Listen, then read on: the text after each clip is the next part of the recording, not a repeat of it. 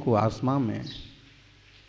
सपनों के लिए जमी भी ज़रूरी है, और सब कुछ मिल जाए तो जीने का मज़ा ही क्या है। जीने के लिए कुछ कमी भी ज़रूरी है। कुछ कमी हो तो कुछ करने के लिए मन रहा आता है, कुछ कमी हो तो पाने के लिए उत्साह बना रहता है। कुछ कमी हो, अब जिन्हें ऐसे लगता है कि सब कुछ पा करके, खाना पीना मौज मस्ती पा करके भी कुछ तो रह गया, आनंद तो नहीं आता, शांति तो नहीं है, और तो सब कुछ है महाराज घर में। ये जो गांधी बाबा बैठे हैं ना, इनको महात्मा गांधी से कम नहीं समझना। बस ये है अंतर कि उनके पास जो धोती थी वो आधी थी, इनके पास पूरी है। बाकी धन संपत्ति शान शौकत में कोई कमी नहीं है। अब पूछो कि सब छोड़ करके यहाँ संघ की सेवा में, संयम की साधना में क्यों पड़े हो, तो मालूम पड़ेगा कि बड़ी बिल्डिंग है, बड़ा घर है, बड़ा परिवार है, गाड़ी है, लाड़ी है, सब कुछ है, नहीं है तो शांति नहीं है, संयम नहीं है, निर्मलता में कमी आती है। इसलिए इन त्यागियों ने, तपस्वियों ने मोक्ष का मार्ग स्वीकार किया है। और जो संयम लेने के लिए तैयार बैठे हैं, सर्वज्ञ मर्मज्ञ पारस भरत, जो भी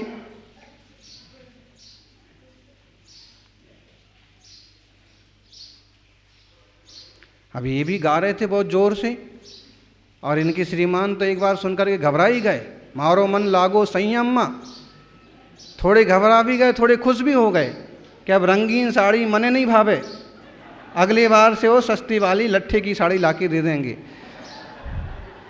सबके सामने बोला है पूरी सभा में, हाँ लाडू पेड़ा मने नहीं भावे तो खाना दाल रोटी साग।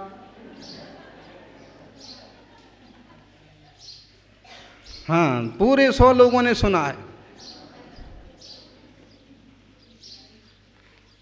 और जब संयम की भावना पैदा होती है तो जीवन में कुछ ऐसा ही होता है। ये सच्ची बात है। अच्छे अच्छे कपड़े पहनने वाला कल तक और आज सफ़ेद स्वच्छ सस्ते कपड़े पहन करके भी खुश रहता है। अच्छा अच्छा खाना खाने वाला, भोजन खाने वाला व्यक्ति भी जब संयम की भावना आती है तो रूखा सूखा जैसा भी मिल गया है, जो कि ये श्रावक रूखा सूखा खाने ही नहीं देते हैं। हमने अगर तले हुए का भी त्याग कर दिया ना, तो भी वो ओवन में जलेबी बना के ले आएंगे। हैं काय में बनाते हैं, मेरे अपने को तो ये नाम वगैरह कुछ आता नहीं, समोसे बना के ले आएंगे। अभी तली हुई चीज़ का त्याग है, तला हुआ नहीं है, तो फिर आसमान से टपका है क्या? नहीं, ऐसे बन जाता है। जो कि भक्ति वाले श्रावक त्यागी व्रति की सेवा में भी कोई कसर नहीं छोड़ते हैं। खूब कहो कि भैया अतिथि संविभाग किया जाता है, जो तुम अपने लिए शुद्ध बनाओ उसी में से ही त्यागी व्रति को देना, ये विधि है। तो भी लगे रहते हैं। फिर भी आप देखना, त्यागी के सामने आप 10 चीज़ें लेके आते हो, 20 चीज़ें लेके आते हो, 2-4 चीज़ें यूं हटा देता है। और बाहर खड़ा खड़ा जो देख रहा है वो मन में सोचता है कि इन महाराज की जगह अगर मैं होता तो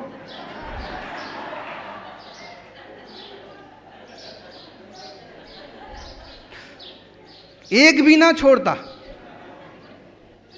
है। तो इससे मालूम पड़ता है कि संयम की भावना है, दृढ़ता है कि ये सब चीज़ें मुझे नहीं भाती हैं। मुझे तो एक भावना है मोक्ष मार्ग की, मुझे तो संयम की भावना है, मुझे तो सदा भेद विज्ञान की रुचि है। केवल चैतन्य की अनुभूति, चैतन्यम अनुभूति स्यात् सा क्रिया रूप में वचा। चैतन्य की अनुभूति ही मुझे हो और कोई अनुभव करना नहीं है। ऐसा मंगलकारी मार्ग है। ज्ञानियों, सारी कमी पूरी भी ना हो भाई जीवन में। कई बार लोग कहते हैं ऐसा आशीर्वाद दो महाराज कि कोई कमी ना रहे, और अगर समझदार महाराज हों तो कहेंगे भाई ऐसा आशीर्वाद तेरे को दूंगा तो तू दोबारा दर्शन को भी नहीं आएगा। क्यों? क्योंकि ढेर सारे लोग तो ऐसे ही हैं कि उन्हें कुछ कमी लगती है तो दौड़े दौड़े महाराज के पास जाते, फिर अब इस चीज़ का आशीर्वाद लेके आओ, अब इस चीज़ के लिए आशीर्वाद लेके आओ। अगर तुम मोक्ष मार्ग भी नहीं समझता है तो कोई कमी बनी रहेगी तो धर्म से जुड़ा रहेगा। कहो इसी बहाने कभी धर्म समझ में आ जाएगा। तो ऐसा परम पवित्र मार्ग है ये कि यहाँ वे जीव आए हैं जिन्हें सचमुच परिपूर्ण होना है। जीवन में कोई कमी बनी रहती है तो खोज बनी रहती है, और उस खोज में कभी हमें सम्यक दर्शन और सम्यक चारित्र जैसे रत्न भी प्राप्त हो जाते हैं। और अगर संसार संबंधी पूर्ति हो गई कि खाओ पियो मस्त रहो, एक लाड़ी, एक गाड़ी, एक बाड़ी और एक क्या बचा? मोबाइल।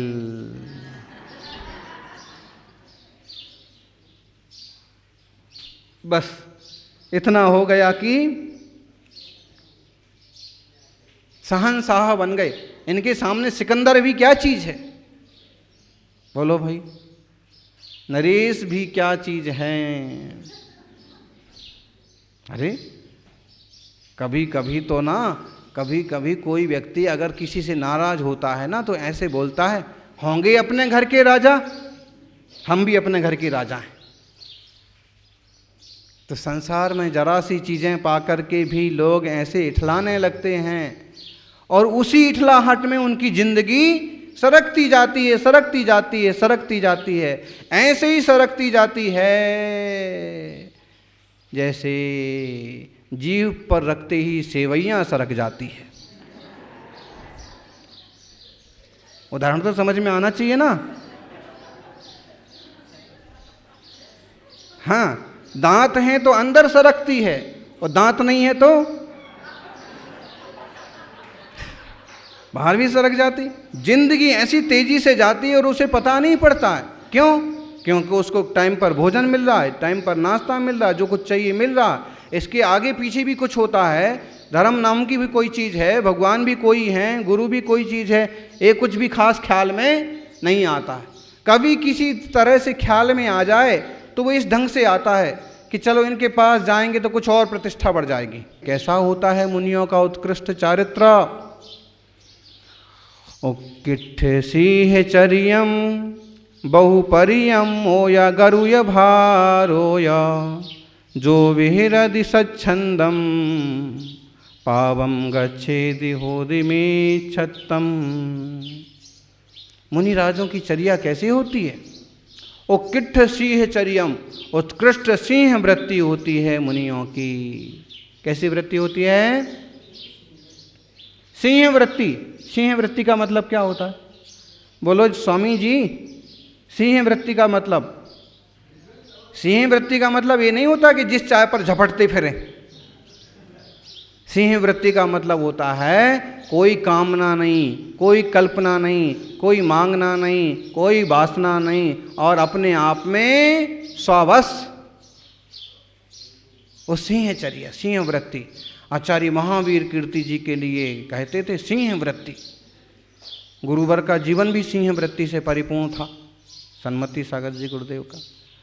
कोई पराधीनता नहीं।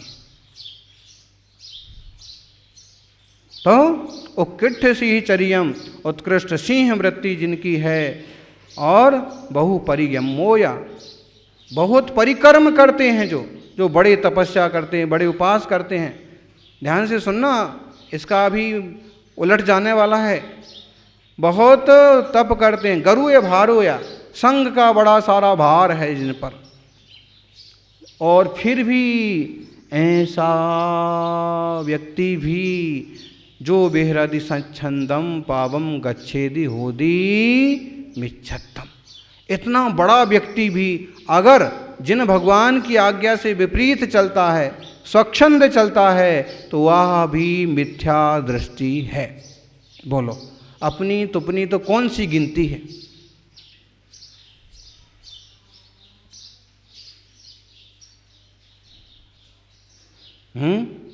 इसमें बहु परिक्रमा, जिनने बड़े बड़े तप किए हैं, बड़े बड़े उपास किए हैं, बड़ी साधना की है, खड्गासन आदि के ध्यान किए हैं, जो राजा आदि से भी निडर हैं, समाज में कोई विपत्ति आ जाए तो राजाओं को भी समझा करके ठीक कर देने की सामर्थ्य रखते हैं, और शिष्यों के पठन पाठन कराने में तत्पर हैं, यात्रा प्रतिष्ठा महोत्सव कराने में भी सिद्ध हैं, और कहते हैं यति नाम चा नैश्चिंत्य कारको गुरु भारा।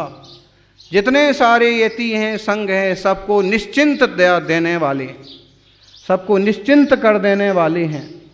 ऐसे गुरु भार वाले होने पर भी ध्यान रखना, सबसे बड़ा सुख है निश्चिंतता का सुख, और सबसे बड़ा दुख है, समझना, आपको ये शब्द शायद इस ढंग से आप पहली बार सुन रहे होंगे।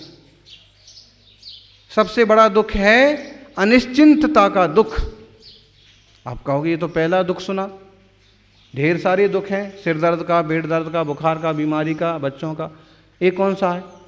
यही सबसे बड़ा दुख है, अनिश्चिंतता। अनिश्चिंतता मतलब यही पता नहीं कि भोजन कब मिलेगा, यही पता नहीं कि रहेंगे कहाँ, यही पता नहीं कि क्या होने वाला है हमारे साथ, यही पता नहीं कि कल सुबह कहाँ होंगे, कल शाम को कहाँ होंगे, यही पता नहीं कि यहाँ के लोग कैसे हैं और कहीं वो हम पर हमला तो नहीं बोल देंगे।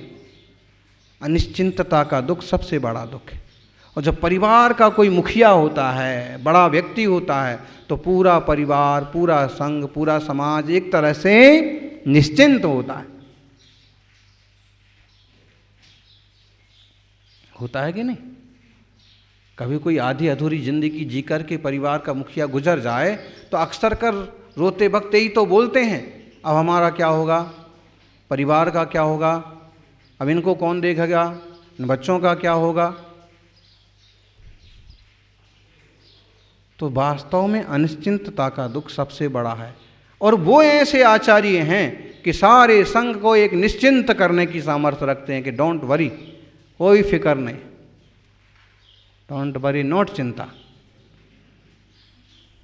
कोई चिंता मत करो, आराम से रहो, शांति से साधना करो। फिर भी आचार्य श्री कह रहे हैं कि ऐसा बड़ा सारा व्यक्तित्व भी अगर जिन भगवान की आज्ञा नहीं मानता है, जिन वाणी के अनुसार नहीं चलता है, तो बोलो सुख सागर जी, तो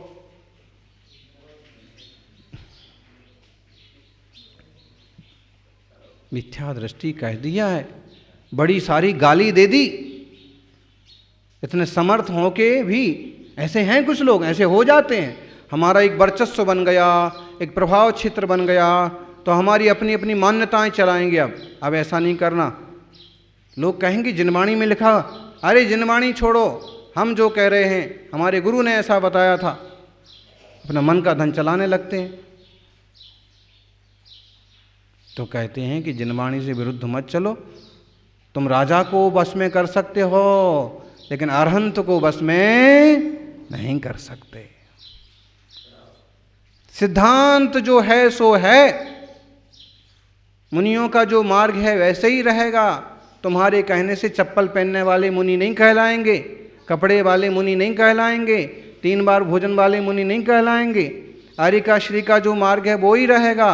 पीछी कमंडल वाली मुद्रा होगी, सहज शांत रोज चर्या होगी, यथायोग श्रावक जन की अभ्यर्थना करेंगे।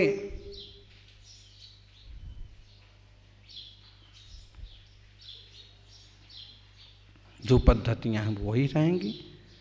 इसलिए बड़ा कठोर शब्द कहा है कि अगर इतने बड़े होने के बाद भी पूरी जनता उनके प्रवाह में हैं, प्रधानमंत्री भी आ गए हैं, और फिर खुद भगवान जिनकी आज्ञा में नहीं हों, शास्त्र विरुद्ध चलते हों, बोलो, तो वो दोषी हैं। दोषी हैं कि नहीं? नहीं है दोषी। आप दोषी हो को वो दोषी हैं।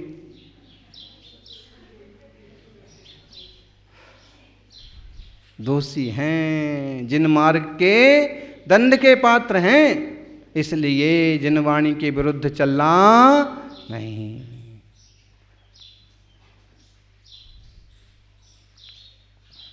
बड़ी अच्छी शास्त्र में बातें हैं, इन्हें हम समझें, स्वीकार करें तो मंगल होगा, कल्याण होगा। एक कमाल की बात और अपन ने सुनी है कि आत्मविश्वास और घमंड में बहुत थोड़ा अंतर होता है।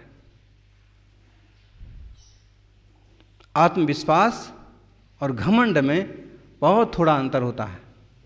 मैं भी ये काम कर सकता हूँ, ये काम मैं जरूर कर सकता हूँ, ये आत्मविश्वास है। लेकिन ये काम सिर्फ मैं ही कर सकता हूँ, ये घमंड है। मैं भी सही हूँ, ये आत्मविश्वास है। मैं ही सही हूँ, ये घमंड है। मेरी चर्या, मेरा चारित्र उज्ज्वल है, जिन मार्ग के अनुकूल है, ये आत्मविश्वास है। लेकिन मेरे से बढ़िया चारित्रवान इस दुनिया में कोई दूसरा नहीं है, ये घमंड है।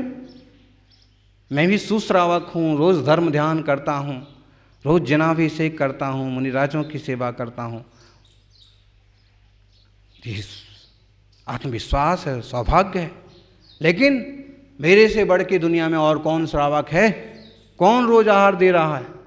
इस लॉकडाउन में भी कौन लगातार 2 महीने से चौका लगा रहा है हिंदुस्तान में? बोलो,